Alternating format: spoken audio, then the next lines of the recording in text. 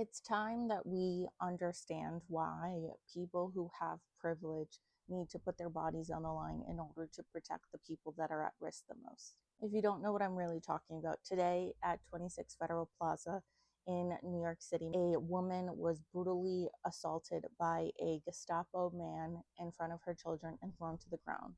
Throughout this entire altercation, not a single person stood in front of her and protected her. No one protected her. All anyone did was take pictures. And I understand that during this time with the Gestapo running rampant, everyone has to take pictures.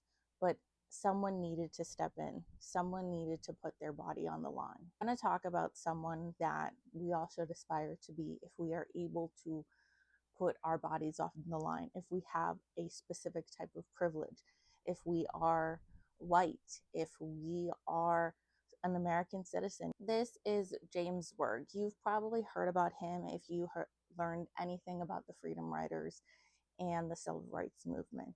The reason why I'm using him as an example is because of his specific story and what he did and how he put his body on the line and saved a lot of people on this specific day.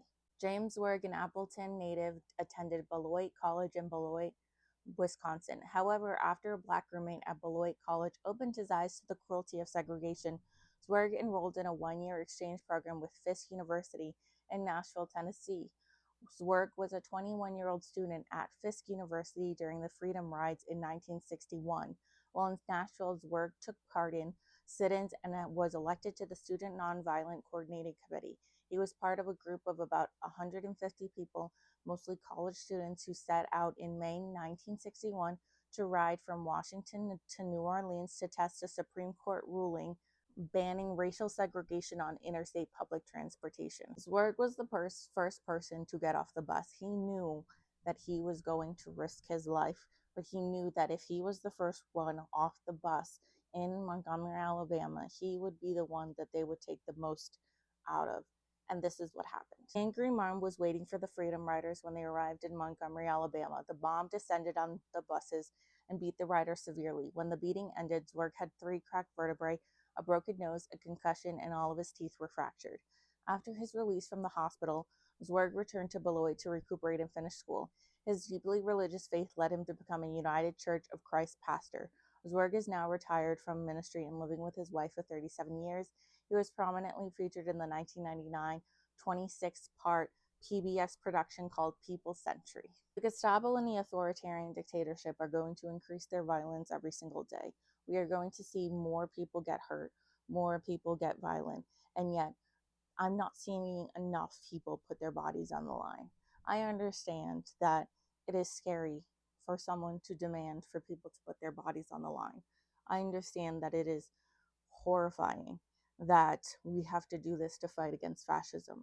But at the end of the day, nothing will change until something happens. After people saw the images of Zwerg and him in the hospital bed, thousands of people came and marched to Montgomery, Alabama.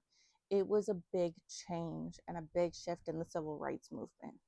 And we need people who are brave enough to stand up and defend the people that are being targeted the most by the fascist government, to stand up and understand that they have the privilege that the people they're defending don't.